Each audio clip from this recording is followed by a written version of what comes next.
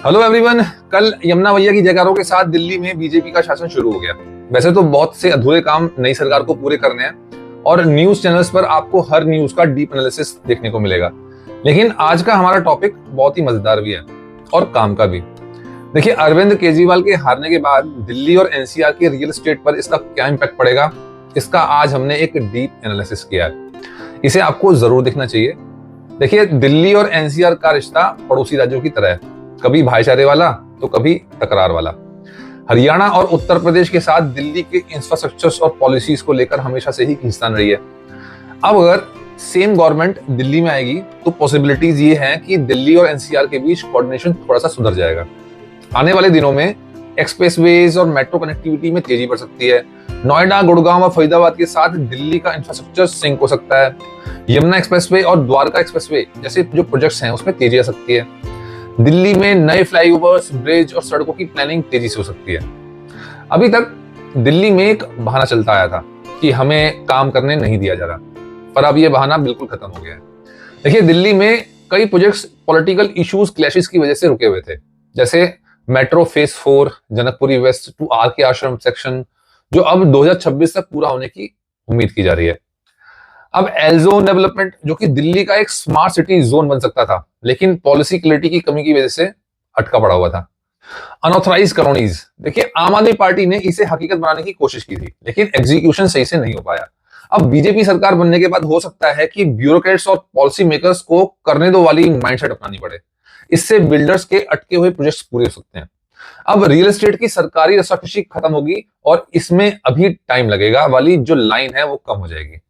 दिल्ली की बात की जाए तो यहाँ पर सरकारी प्रोजेक्ट्स की जो रफ्तार थी वो इतनी धीमी थी कि लगता था कछुआ रेस में भाग ले ही नहीं रहा, बल्कि सो गया है।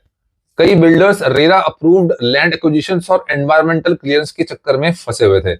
अब उम्मीद होगी कि अप्रूवल प्रोसेस फास्ट हो जाएंगे। बिल्डरों और सरकार के बीच कम्युनिकेशन बेटर हो, पॉलिसीज ट्रांसपेरेंट हो, जिससे नए इन्वेस्टर्स आए और दिल्ली एनसीआर में अभी 30% तक प्रॉपर्टी रेट्स बढ़ सकते हैं। और इसका बड़ा कारण है इंफ्रास्ट्रक्चर डेवलपमेंट और लैंड कॉस्ट में बढ़ोतरी। लेकिन अब अगर नए प्रोजेक्ट्स में तेजी आती है तो अप्रूवल्स आसान हो जाएंगे या फिर इन्वेस्टमेंट पॉलिसीज फेवरेबल हो जाएगी, तो इन्वेस्टर्स और बायर्स के लिए अपॉर्चुनिटी जोन खुल जाएगा। देखिए, इसका मतलब क्या है? अफोर्डेबल हाउसिंग प्रोजेक्ट्स को ज्यादा बढ़ावा मिलेगा, लग्जरी प्रोजेक्ट्स की डिमांड बढ़ेगी और कमर्शियल और ऑफिस स्पेसेस के लिए नए हब्स डेवलप हो सकते हैं। यमुना मैया के जयकारों के साथ अगर यमुना नदी को साफ करके और एक वर्ल्ड क्लास पिकनिक स्पॉट की तरह डेवलप किया जाए, इसका दिल्ली एनसीआर के रियल एस्टेट पर जबरदस्त प्रभाव पड़ सकता है। यमुना को अब तक सिर्फ पॉल्यूशन और गंदगी के लिए जाना जाता था, लेकिन अब उसकी एक टूरिस्ट अट्रैक्शन और प्रीमियम लोकेशन के रूप में एंट्री हो सकती है। रिवर फ्रंट डेवलपमेंट होने की वजह से यमुना के किनारे प्रॉपर्टी के दाम आसमान छू सकते हैं। अब अगर सरकार इसे अहमदाबाद के साबरमती रिवर फ्रंट या मुंबई के मरीन ड्राइव जैसा डेवलप करती है तो इसके किनारे की रेजिडेंशियल और कमर्शियल प्रॉपर्टी के दाम तेजी से बढ़ेंगे। यमुना किनारे बने लुटियन जोन्स और सेंट्रल दिल्ली के कुछ इलाके में प्रॉपर्टी की जो कीमत है उसमें 20 से 30% का उछाल संभव हो सकता है। नोएडा और ग्रेटर नोएडा के यमुना एक्सप्रेसवे के नजदीक की प्रॉपर्टीज की डिमांड बढ़ जाएगी।